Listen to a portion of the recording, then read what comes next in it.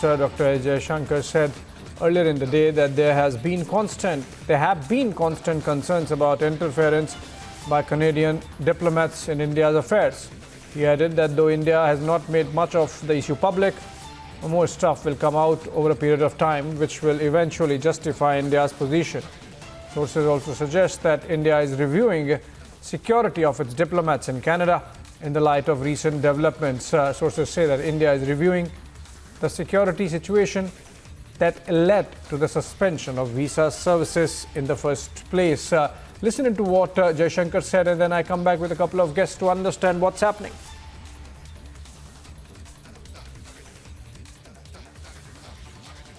Finally,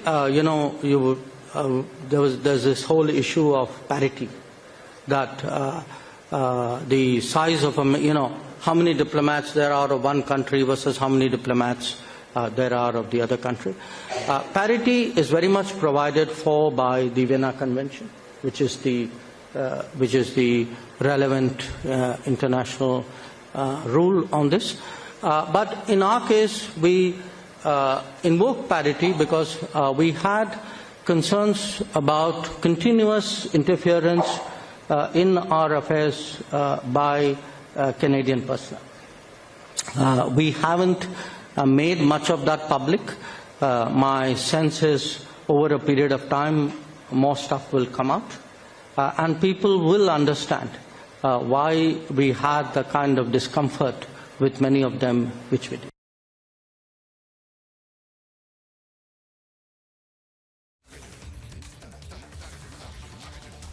All right, joining me, Robinder Sachdev, Global Strategist, President of Image India Institute. He's joining us live from New Delhi.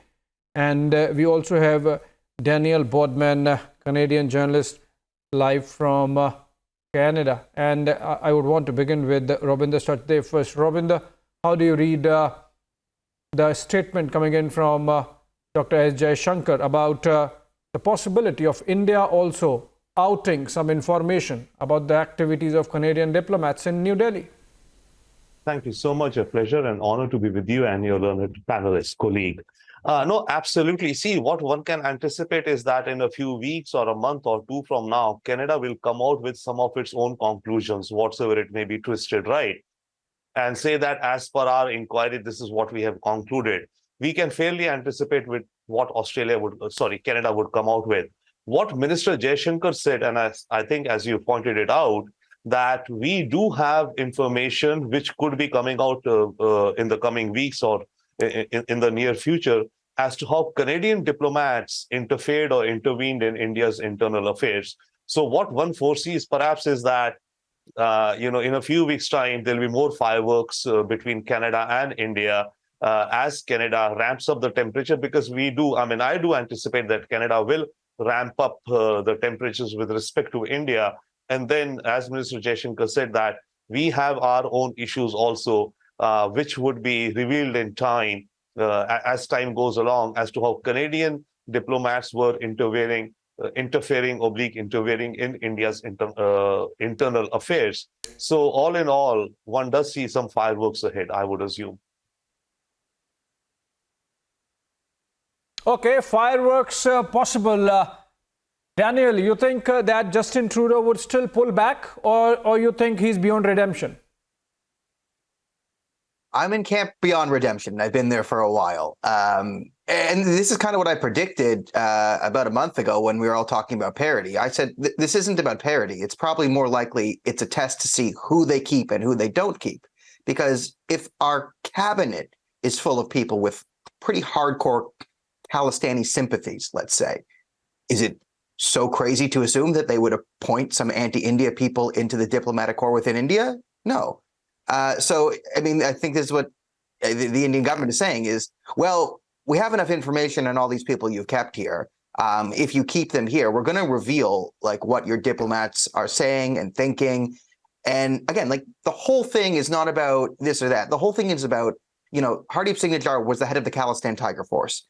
And these people are just roaming around Canada with AK-47s, talking about killing India and celebrating the times they've gone over to kill different Indian ministers and Indian government officials and Indian policemen. And it's open in these gurdwaras, and they teach it to the kids, and they make videos about it, and we don't do a thing about it. That's the problem. This is the whole problem here. This is the whole problem. And Yeah. we can talk about escalation, de-escalation, parity, escalation, de-escalation, parity, It's about Khalistanis running around the country, threatening to kill people, and then threatening to go to India and kill more people and come back to Canada and celebrating all the killing of people. This is the problem.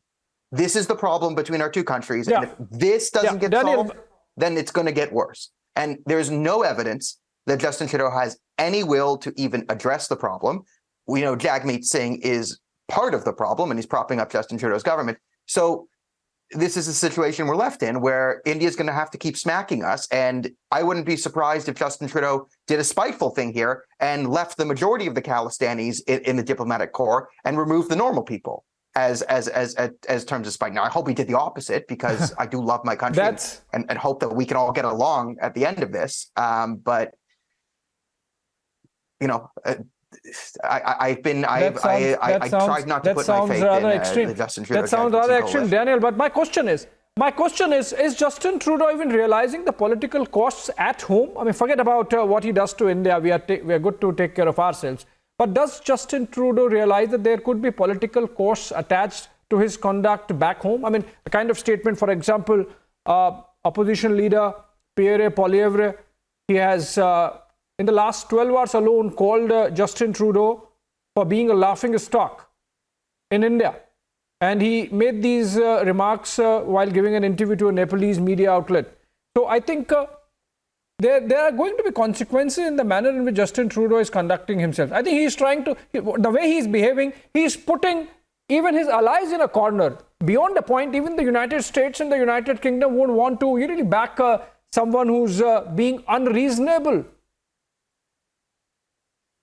Yeah, I mean, Justin Trudeau has been undermining the country consistently, you know, and it's gotten worse since he entered the coalition with Jagmeet Singh. He knows he's not going to win the next election, so he's entered into a Faustian bargain with the NDP. Both of their parties are going to suffer for it. The country's going to suffer for it, but both him and Jagmeet personally gain from it, so he doesn't care. Like, if you've seen his conduct the last week, he doesn't care. He doesn't care about anything. He's trying to play this defense. You know, he did the lie about Israel bombing the hospital and kept it up until just late last night at 10 p.m. at night. In a second tweet of Bill Blair's, they announced they'd done an investigation, and, you know, is that. But he had been fomenting anti-Semitism on our streets for a long time to appeal, you know, more to, you know, anti-Semitic Islamist voters. This will have consequences. It led to more violence and more unrest on our streets. He had no interest in quelling it, because he has own personal self-interest, and he knows he's not going to win again. So he's just kind of in it for himself right now until 2025.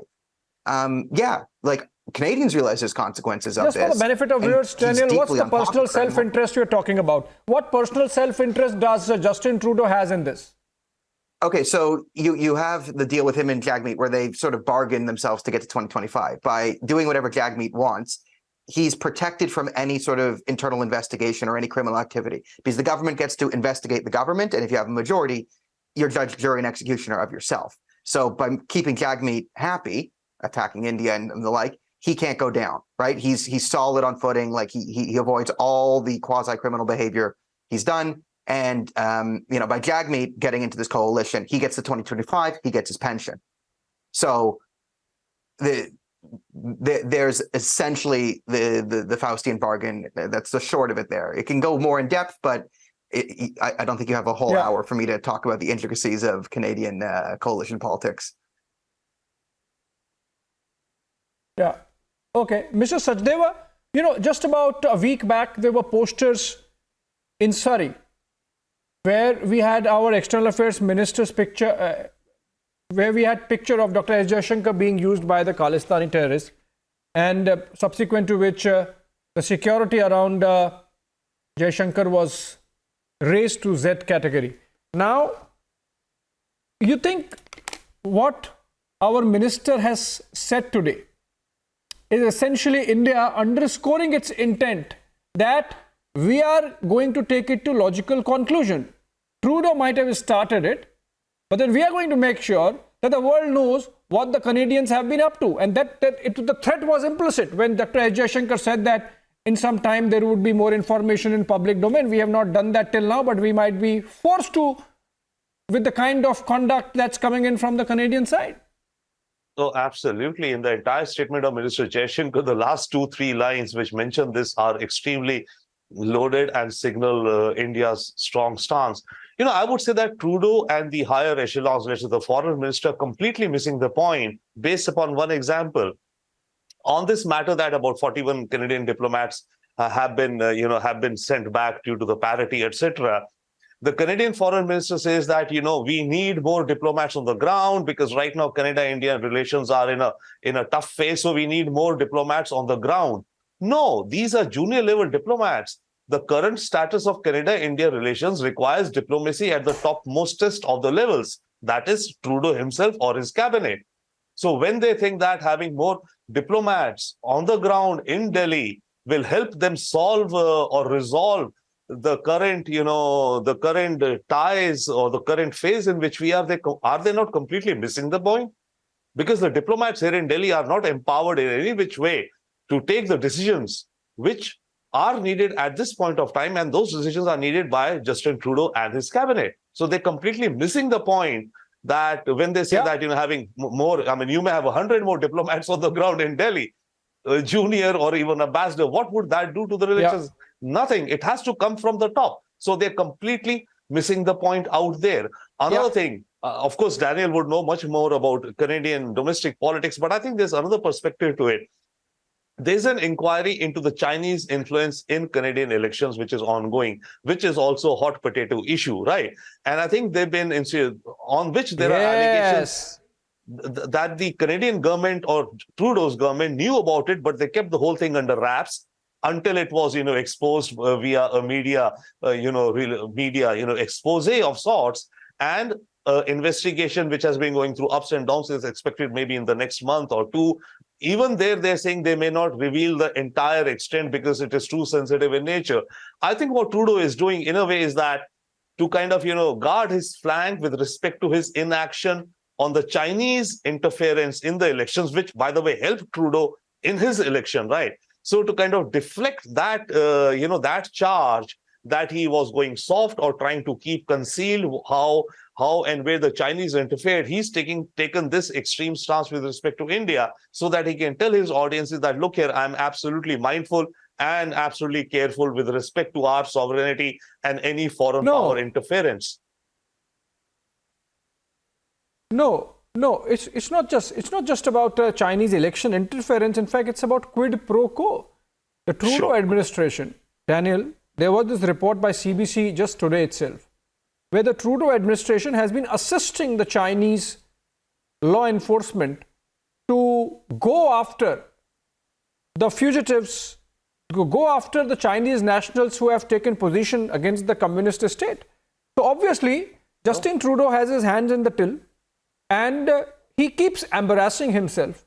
We saw those pictures coming in yesterday from a mosque where, after having alienated Israel, he thought he will earn some brownie points with the Palestinians, but then he was booed out. So obviously there is nobody doing some thinking on behalf of Justin Trudeau, for Justin Trudeau. It seems he's sort of trudging a lonely furrow at the expense of Canadian interest. Yeah, that's not dissimilar to a lot of what the Canadians are saying about him these days. Yeah, I mean, my colleague brings up a good point here about the Chinese interference stuff and were potentially the Liberals allowing Chinese dissidents to be harassed. Yeah, probably. It would fit within a pattern of behavior. They're very soft and friendly with the Islamic Republic of Iran and the regime, and they've done everything they can to possibly undermine the freedom-loving Iranian activists who are, against the regime in Canada. I've seen it personally. One of my friends was murdered. We're pretty sure by IRGC operatives. If you look at the case file, that was ignored. So, this whole thing of, we got to protect Canadian sovereignty and our citizens from extradition. Sorry, I've seen the Liberals allow the CCP and the IRGC to roam freely through our country. So I don't buy the outrage at India as being anything legitimate. And like, yeah, you've outlined all these points where we have serious problems in Canada. India is not one of them. It's not. We have very serious problems. We have a bunch of MPs. I think I know at least 2 of them that were put in and helped by the CCP in the last election. And you have a prime minister who's just deeply unpopular, playing all sides of the fences on domestic issues. But when it comes to what really matters, he's probably either on the take or easily intimidated by, all the bad actors in the world. Whoever is, sort of pushing and interfering in Canada seems to have the ear of Justin Trudeau. Whether they have his pocketbook or something else, I guess that's the only remaining question is, and can we prove it? I mean, their excuse for the Chinese interference scandal, I don't know if you know the Liberals' excuse. The Liberals' excuse is they literally don't know how to open their own email and read it. That's their excuse. And then when they were asked, well, can we launch an investigation because you didn't read any of CSIS's emails? Their thing was, no. If we couldn't open the email the first time, there's not a good chance we're going to be able to figure out how to open and read the email the second time. Their excuse is we are literally too stupid to read and click on an email. Therefore, there's no Chinese interference. That's the actual excuse from the Liberal Party. And we just we have to buy this in Canada, but there's a new scandal every 5 minutes. So it goes off. It goes off the ticker, and then, he's inviting a Nazi to parliament, and then he'll probably invite like Khalid Mashal, head of Hamas, to parliament to talk about social justice or something. And then it will go on and on and on and on and on until like this India story is buried under 15 other controversies that make everyone's head explode. Like, welcome to Canada. Well, you said Canada has many problems. India is not one of them, but I can tell you of the many problems that we have, Canada is definitely one of them. And I think what External Affairs Minister Dr. S Jaishankar has said today is that we are going to sort it out. But Mr. Sachdeva, you think the kind of statement that has come in today, what kind of information could be coming out which makes it clear to the world the kind of wrong position Canada has been taking on the issue? And that's to put it mildly. It's possible that we might have information coming out about the role of some Canadian diplomats based out of New Delhi engaging with these Khalistani elements, perhaps. And also, sir, maybe during the farmers' agitation, these are 2, top of the mind, which seem to be so that we may have information that Canadian diplomats have been engaging or soliciting information or kind of feeding information, whichever way it could be, with elements who are clearly identified as Khalistani extremists in India. So that's one. And secondly, it could also be that during the farmers' agitation, what role maybe they played. They could say that, we're just merely collecting information. But collecting information itself is maybe, on the one hand, fair enough. But on the other hand, it could go much beyond collecting information. It could be, into the realm of enabling, the elements. And not to say, I'm not saying that a farmers' bill, the protests in India were one way or the other, whatever they were. But the Canadian diplomats could have interfered or engaged in one way or the other, promoting those agitations or whichever way, playing a certain role in those agitations, which is absolutely not done for a foreign diplomat to engage in a foreign country. Absolutely none. Right. All right. On that note, thank you so much, Robin Sachdeva and Daniel Boardman, for joining us for this conversation. Justin Trudeau might be a laughing stock in India, but then his stock in Canada in terms of his politics is also going down. Hope somebody comes to his rescue there. Thank you so much, both of my guests, for joining us. Short break on the other side.